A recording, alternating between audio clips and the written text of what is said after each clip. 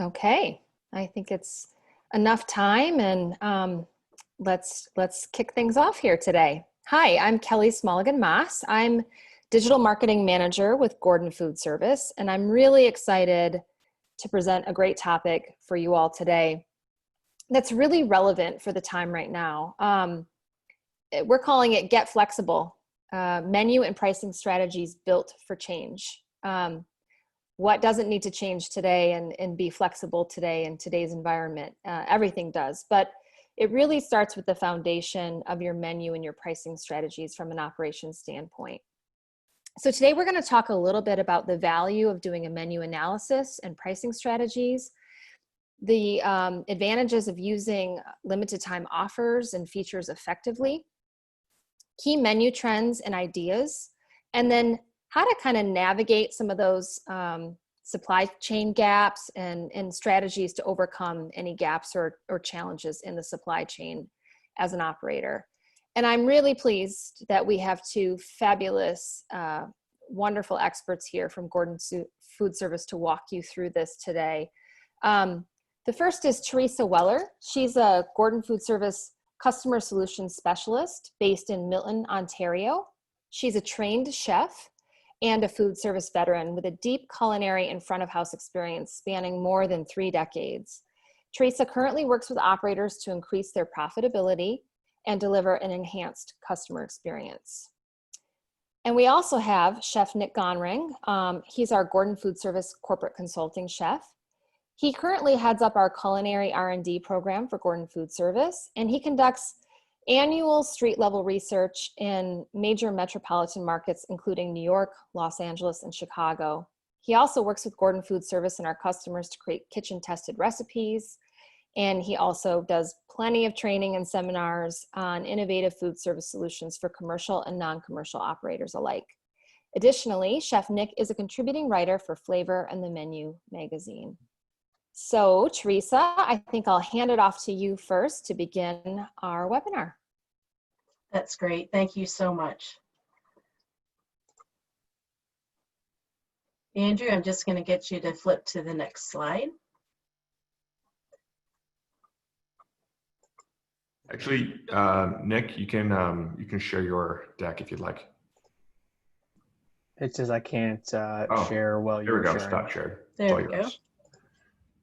Technical difficulties in the post-COVID. Right off the bat here, right? Okay. Phenomena. Sign of the times. There we go. So we'll flip through that and get right into Teresa. There we go. Fantastic.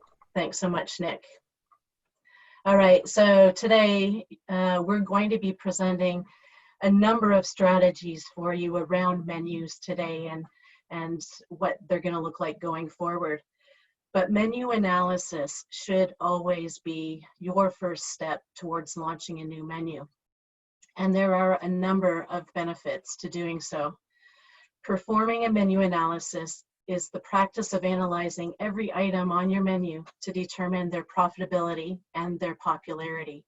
From there, you can re-engineer your menu, making modifications to increase revenue and your overall success. So first and foremost, plate cost. Some of you will know this as theoretical item cost. It's one of the most important metrics that you'll need to do a menu analysis.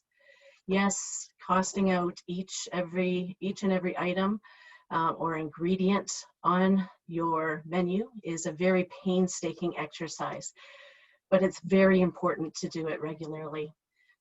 Using standard recipes can go a long way in ensuring proper portioning and consistency from the back of the house. Actual food cost percentage compares the cost versus sales of food you served during a specific period of time. And your contribution to margin is truly the cornerstone of menu engineering because it shows you in dollars how much profit each menu item brings you. It should always be calculated over a specific period of time. And just keep in mind that don't get too mired up in the percentages because it's dollars that you actually take to the bank. It's not percentages. So having a firm understanding of both your food cost percentage and the contribution to margin, examined both together, can help you make important decisions and guide your menu changes to make you more successful. Running a proper menu analysis will classify each menu item into 4 categories, and I'm sure many of you have seen these before: stars, puzzles, plow horses, and dogs. But just as a quick reminder, stars are your high profit and high popularity items. So you want to make sure that you're highlighting your stars. Be careful with making any changes to them and promote them wherever possible. Puzzles, on the other hand, are high profit items as well, but they're low in popularity. So you may take on a strategy to improve their item description on the menu. You may want to change the recipe and the presentation of that dish, or offer it as some form of feature.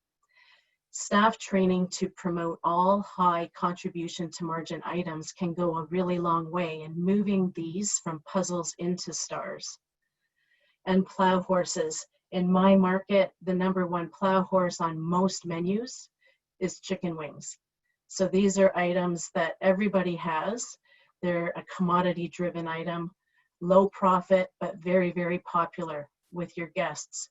So you want to investigate possibly a less expensive ingredient, maybe consider reducing portion sizing, or maybe feature it in a combo or a meal deal, or some sort of a strategic pairing to increase the contribution to margin on that item. And lastly, dogs. These are low profit and low popularity. So your strategy around these should be rebranding, reinventing, removing them from your core menu, or just getting rid of them altogether. And lastly, we recommend performing the menu analysis twice a year.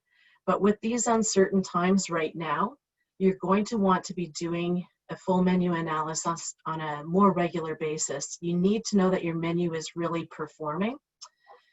Chef Nick, is there anything that you want to add to this before we move to the next slide? These are all super important things, especially right now. And if your dining rooms aren't currently open and you're waiting for that moment from legislators or regulators, now's the time to really understand what your costs are so you can be ready when you do get that opportunity to do so. Right. Okay. So simplification is the order of the day right now. Paring down and streamlining your menu, allowing you to be more productive and efficient while reducing labor and waste. Simplifying your menu will give you the chance to reevaluate your brand and get back to the basics that define your overall business. Focus on what you're really good at. So from your menu analysis, you now know exactly what items you're making money on and what your customers like. So consider these, the execution of these dishes and the cross-functionality of ingredients that you have in your kitchen. These are the items that your staff should be recommending. Research has been telling us that the average person remembers only about 7 pieces of information at any given time. So when looking at a restaurant's menu, guests often have too many choices to process. This is called the paradox of choice, or my boss refers to it as analysis paralysis. We think that more choices will make it easy for us to make a better decision, but the reality is that we end up not being able to make a decision. We get bogged down, and generally we gravitate to price or some other factor to help us make a choice. So believe it or not, offering fewer choices will actually increase your sales. A good strategy is to break your menu into smaller sections with only a few options in each. Diners will perceive this as a wider choice of variety. And don't forget about your digital menu. Restaurants and bars are reopening across states and provinces slowly, but with this reopening are going to come some new challenges with the demand for contactless service. So we need to be carefully considering options for touchless menus. So currently we're seeing a lot of innovation around using QR codes and other forms of digital menus on the rise. So make sure that the menu that you have posted on your website is easily searchable and easy to read from a phone, because this is how customers that may be coming into your patio or deciding whether or not they're going to place an order, this is how they're going to access that valuable information about you. And off-site dining is here to stay. I think we could all be in agreement with that. So keep this in mind when you're restructuring your menu. If you're counting on takeout and delivery to be a mainstay of your business going forward, you want to make sure that you have either a separate portable foods menu for takeout or off-site dining, or consider the items that you have on your core menu to make sure that they are going to travel well. And I know Chef Nick has some further points on this in his part of the presentation. Nick, anything else that you wanted to add? Not so much. I mean, I think you hit it right on the head. The portability aspect, to your point, is something that's going to be here for the foreseen future. And I think the telling part is how operators are going to have either a couple different menus to service those guests, or how they're going to cross-utilize in a great way to not show repetition.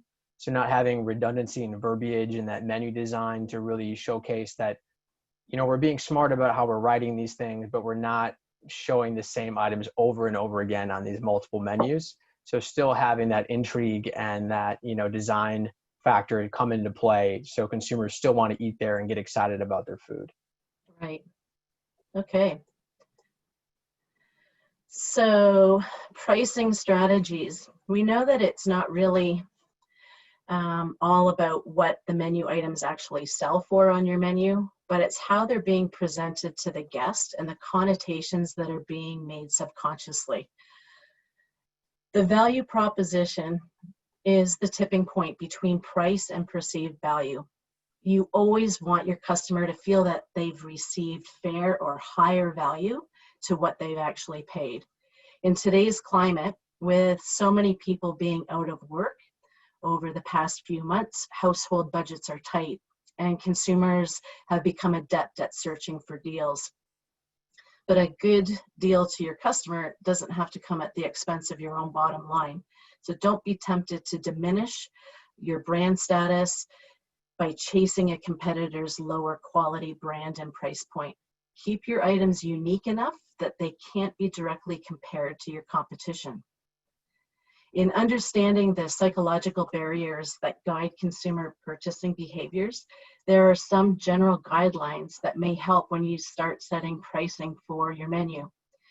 So items priced less than $8 is recommended to use 20-cent increments in between to allow you the option to slowly inch those prices up as you need to, with minimal consumer backlash.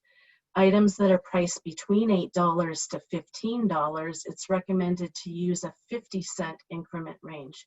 And for items over $15, it's best to use whole numbers. When considering your range between your low price and your high price items in a menu section,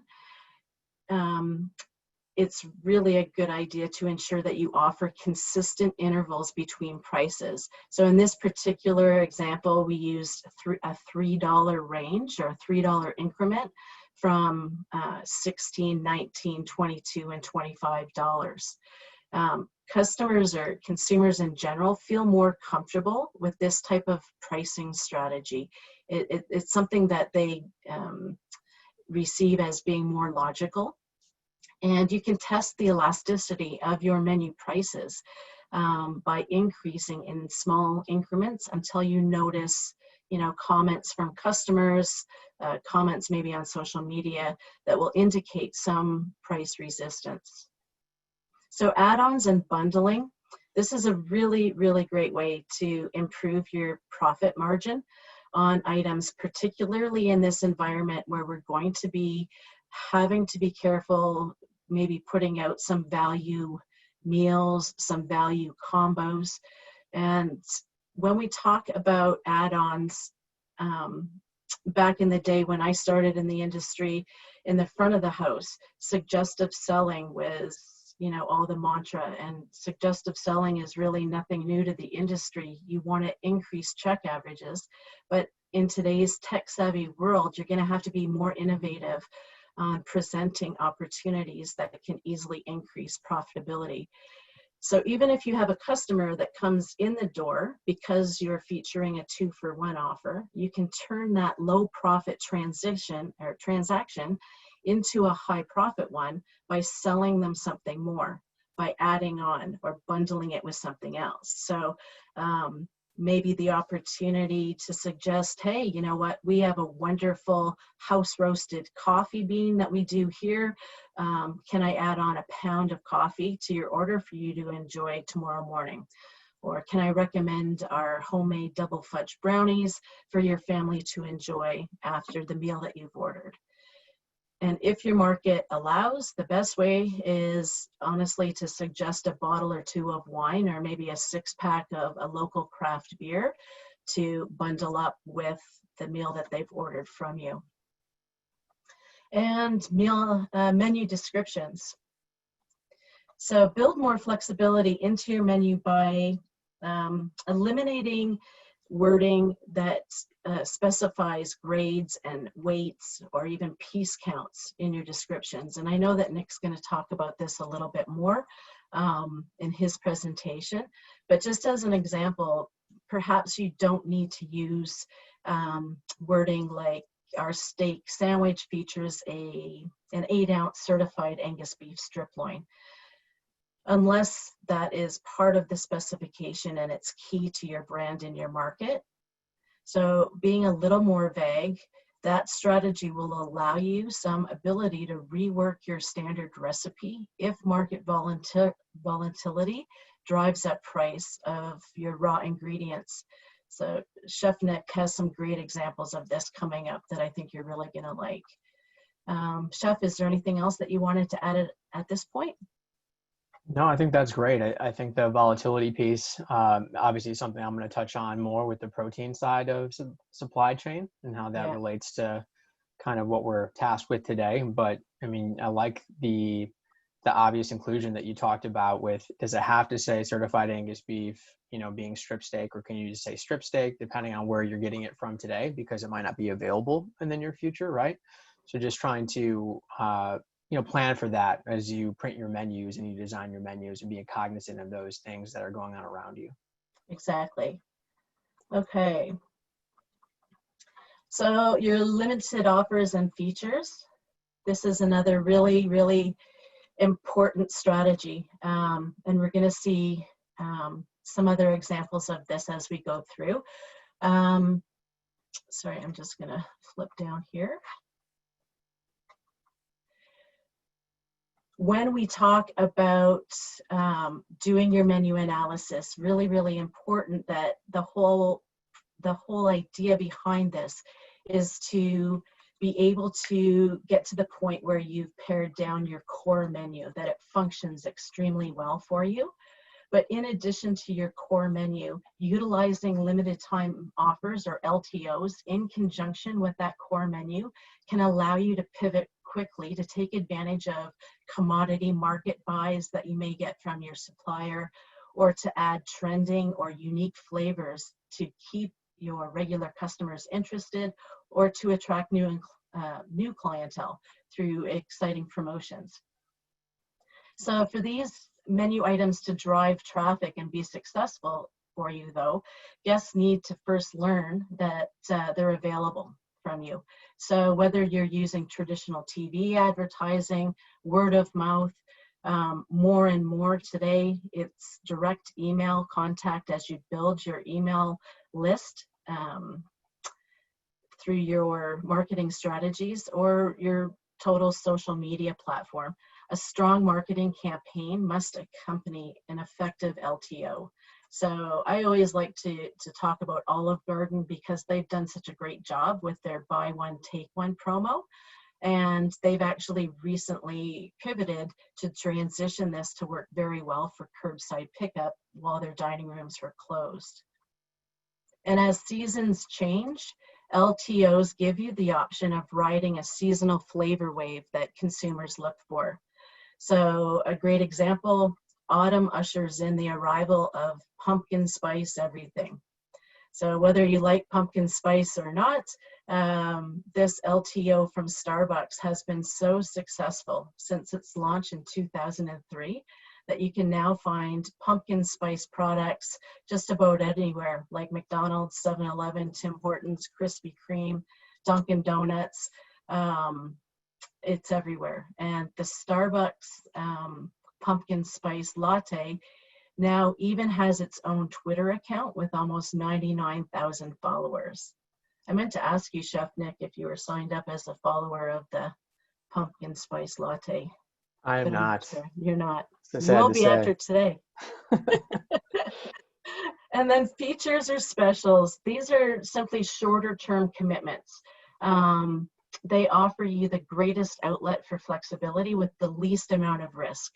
They can be added really quickly to an online menu, promoted on social media, explained tableside, or at the point of order by using a simple chalkboard or signage. So offering unique flavor combinations that you can't get anywhere else can be a big draw for diners who are craving to discover something new. So I put a couple of examples here that I recently saw on social media, and I'm pretty intrigued by trying out a chipotle cinnamon dusted cauliflower bite. That sounds really interesting to me, and I would certainly order that if I saw it.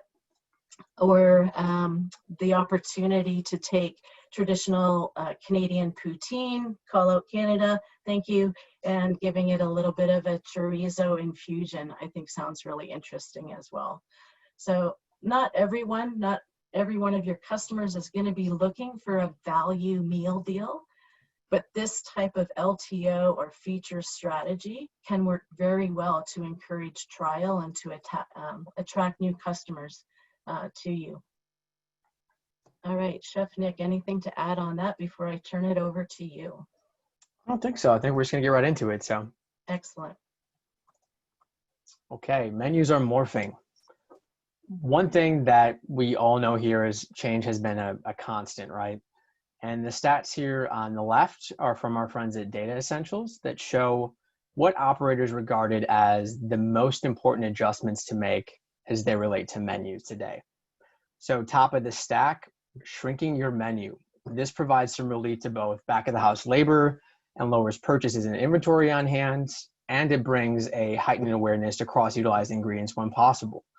Additionally important were the strategies to impact your sales mix. This includes family meals, kits, take and bake options that are readily available for curbside pickup or delivery, or maybe you found ways to cross-merchandise what you create to sell or their raw ingredients like produce to offer retail extensions in your footprint. If you found ways to successfully adapt your operation to grab new sales when you had no dining option to offer, don't abandon those wins, but fold them into your strategy as dining rooms and patios open at whatever capacities are allowed today.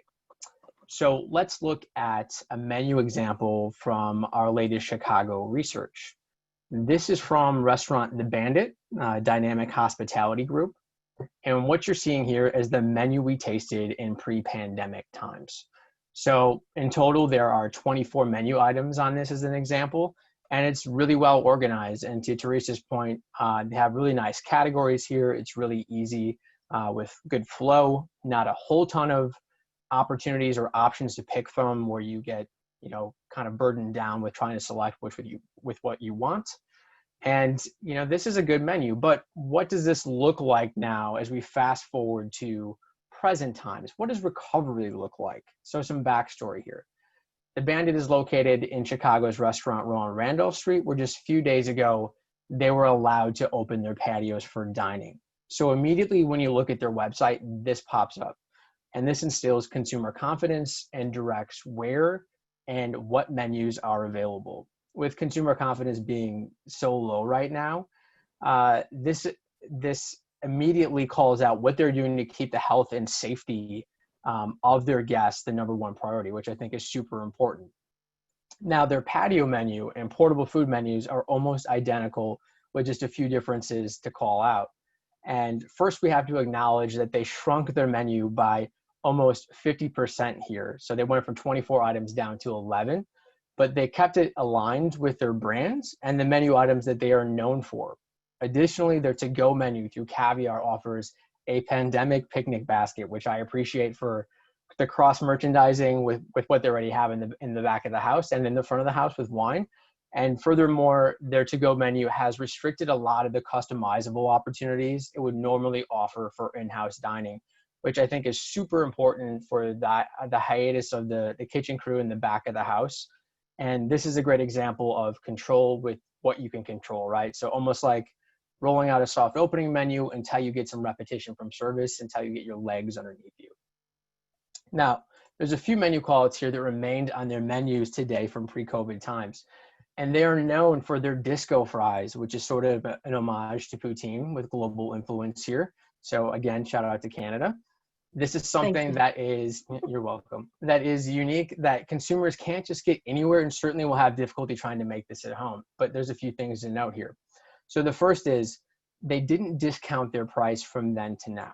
So don't slash or discount your prices, especially if you're known for those items, because it becomes a race to the bottom.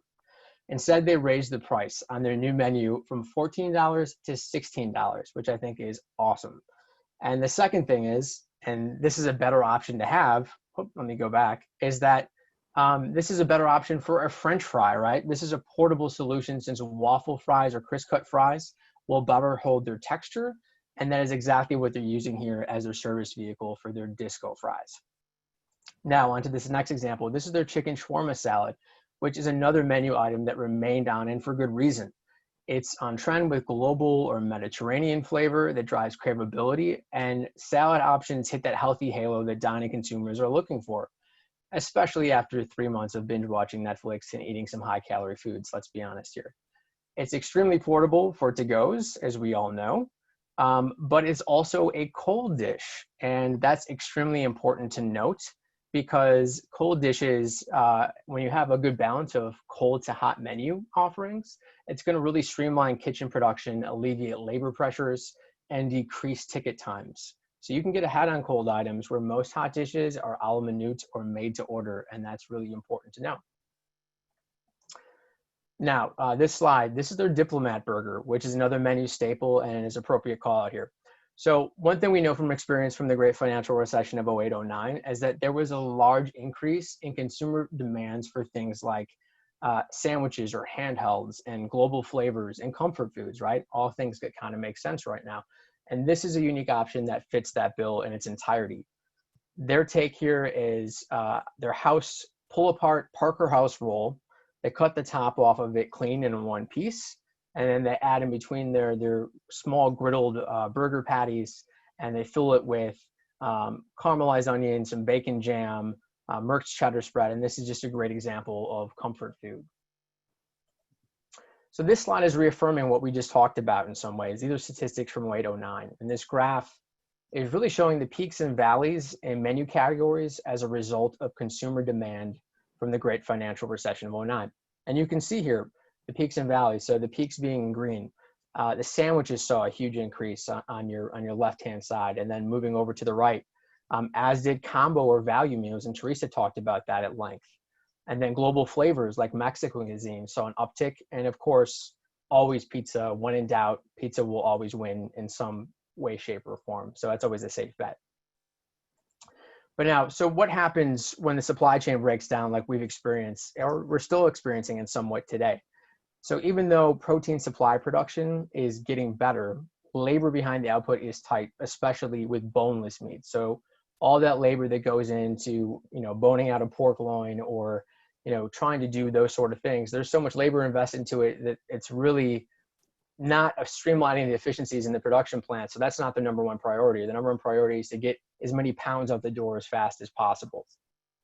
But keep that in mind when you're designing your menus, because not only is a bone-in option like pork chops going to be a safe bet right now, but it's also a better portable option too, because it retains its moisture so much better. So as it gets to your customer or the end user at their house, or if they're picking it up, that's a carry out option, it's going to retain that moisture better and have a better to-go customer experience. And this all goes back to kind of that kitchen chameleon experience, trying to embrace that change, or embracing that strategy as we roll with the punches of today. But what's a good solution or a good answer to this? And I think that vegetable centricity is a very, very good option to fit your menu when protein supplies have become kind of broken in that sense. So what is vegetable centricity if you're not really sure what that is? Well, vegetable centricity is something we've been talking about from a culinary R&D perspective at Gordon Food Service for now half a decade. And it's really just talking about putting the vegetable to the center of the plate and making that the star of the show. It doesn't have to be just vegetables, however. We're simply saying you can add protein elements to it in small, purposeful, and intentional small quantities, really to uplift the flavor profiles of these vegetables and give them a whole much more depth of flavor. So what you're seeing here are some protein inclusions or adds that really are going to drive that craveability and give you a whole bunch more flavor profile that vegetables would not have as a standalone by themselves. So this is what we're saying is vegetable centricity. It doesn't have to be just vegetables on the plate. So let's look at some examples of what that might be from our latest research this year. So this is from yours truly in California and Los Angeles. This is their cauliflower popcorn. I thought this dish was great. So obviously the highlight here is being that cauliflower portion and the florets that they have. And this is a quick shout out to Mark On Ready Set Serve items from us as one of our brands, our co-op. And you can buy, hundreds of value added Ready Set Serve items through Mark On, through Gordon Food Service. They're going to be pre-cut and pre-washed. It's going to give you the utmost confidence in the back of the house to make sure you're putting out consistent and clean and ready food that's really going to give you, the best bang for your buck, and also help drive that consumer confidence because you're using these ingredients that are already pre-washed, and it's going to limit foodborne illness and cross-contamination possibilities. So shout out to Mark On. But also, so here you got the tempura cauliflower. The yuzu koshu is a side condiment that is yuzu citrus and fermented chili paste. But the flavor profile that's coming in from the protein inclusion here is the beignacata, and this is your anchovy emulsion with olive oil and garlic, and this is really just tossed over this cauliflower popcorn. And then to really top it off and to drive some more craveability and some more umami or depth of flavor is some grated Parmesan Reggiano cheese. And that really kind of makes it this fluffy popcorn-esque looking dish. And I really love the appearance of it. And this was delicious. This next dish is from Margot in Los Angeles. This is their dish of market lettuces. Pretty simple, right? So here they just have some greens, their herb dressing, sunflower seeds, some Granny Smith apples, both for like that bite and texture and kind of that sour note. But then for their kind of crouton-esque thing, if you will, they have some Serrano ham cracklings. And there's some things to talk about here. So Serrano ham is a dried cured ham. You can't get away with this by shaving some deli ham that you get from the grocery store and putting that on top. One, for the texture piece, but for two, the depth of flavor is just not the same. We're talking apples to oranges here. So Serrano ham being dried cured, what that does is really fortify all the concentration and flavor in that shaving of ham, opposed to wet cured ham is adding moisture, right? So it's taking away from that flavor in some aspects, but this is fortifying it. So they're taking those small shavings, small inclusions of this, very minuscule cost, a very minuscule portion, and they're dropping it in the deep fryer to crisp it up, and then they're putting it on top of this salad. So you're getting that flavor and you're getting the crunch for texture. And to me, that's a win-win. Now on to Pomp and Circumstances in Brooklyn. This is their French onion dip, and everybody knows French onion dip. It's nostalgic, it's comfort food. These are the sort of things we're talking about today that are going to win and drive success. But here they're doing it differently, right? So caramelized onions at the base and its core of what this dip is. But really what they're doing to make it different and drive that craveability aspect is adding boutarga on top. And if you're not familiar with what boutarga is, it's that dry cured mullet roe sack that you grate on top with the microplane that adds tons and tons of flavor. And again, this is such a small quantity of it's maybe, a half a teaspoon at most, right? So a couple grams maybe. And here this just uplifts the whole entire dip because as it comes to the dining guest, if it's on the patio or it's to go, right? All you need to do is stir that up and you get little bits of more allium flavor from those chives. And it's a great thing to be able to dip with vegetables or chips, etc. So this is just a wonderful idea of a vegetable-centric orientated dish here. And then this is from Chef Missy Robbins in Brooklyn at Restaurant Missy. This is her marinated leek dish. So here you've got you know, abundance of marinated beautiful leeks, some parsley for that herbaceous punch. They have pistachios for texture, and really the flavor is coming from the marination of the anchovy and extra virgin olive oil. So that punch of anchovy is really giving it that umami, that deep dose of that sodium kick that's really going to help the marination process of those leeks, but still give it so much more flavor that the leeks would not have if they were just by themselves, right? And that's the whole idea of just little bits inclusions of these protein elements that are, for one, not going to break the bank, for two, most of which are pantry items, like this would be being anchovies. And for three, I mean, the flavor profile here is going to be drastically different than keeping it by itself, just the leeks, pistachios, and herbs. And the last example here is from Racine's in New York City. This is their dish of roasted Brussels sprouts. I love this dish. For one, texturally, they're adding this sunchoke granola that is just amazing. But the condiment here, again, another kind of pantry item, is XO sauce. And if you're not familiar with that, that is a Chinese staple that's built on basically small bits of dried cured hams again, and then little pieces of freeze-dried shrimp and freeze-dried scallops, really small pieces of that are in this kind of fermented chili paste. And so as you toss these ingredients in there, when they come out of the oven and you add that granola texture on top, it really gives this whole explosion of flavor in just a small dosage or just a small quantity that goes a really, really long way. So this is my last example of really what vegetable centricity is. And I think, you know, it's a highlight because, you know, Gen Z, millennials, the adventuresome diners that are out there that are really trying to look for these foods that fits that bill. But also, if you're looking to try to find, you know, meat replacements on your menu where you see gaps from supply chains, adding vegetables in this format is really, really going to serve you well because it's not going to break the bank. It's going to drive so much excitement to your menu descriptions and still including those proteins on there. And this is exactly what diners are looking for too, with those vegetables being that healthy halo as it comes summertime, springtime, right? They're looking for, you know, not high dense calorie foods, but still driving that comfortability at the same time. So, you know, on behalf of Teresa and myself, I want to thank you guys all so much for your time and hope you gleaned a few takeaways to take back to your menus and your operations. And I think we have plenty of time for Q&A. So if there are any questions, certainly we'd like to address those. Yes, thank you, Nick and Teresa. Great presentations. For the audience there, if you have any questions, feel free to type them in the Q&A box. While you're waiting, I have a question. You know, I love the desert island question, right? So if you're an operator today and you have to do one thing, one piece of advice, one simple thing you could do to tweak, what would your recommendations be? Teresa, why don't you go first? Absolutely. Mine would be to don't do anything without doing a menu analysis. You need to know what your costs are, and without that, you're flying blind.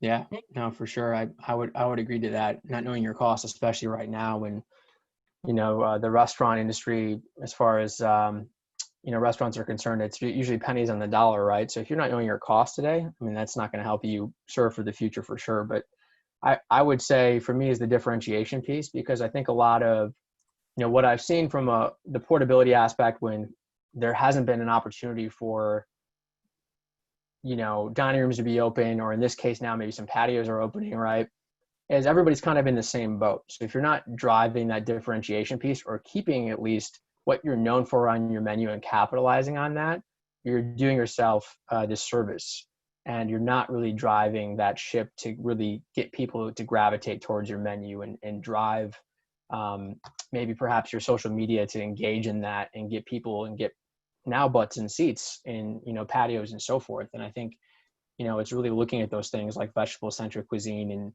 and options that are really going to help you tell a different story compared to other people on the same street. Right. And then people don't shop you by price. You know, you're not Yeah, that's chasing, exactly right. as you say, the race to the bottom, because, you know, you've got to have a less expensive or a cheaper burger deal than the guy down the street, or a less expensive pound of wings.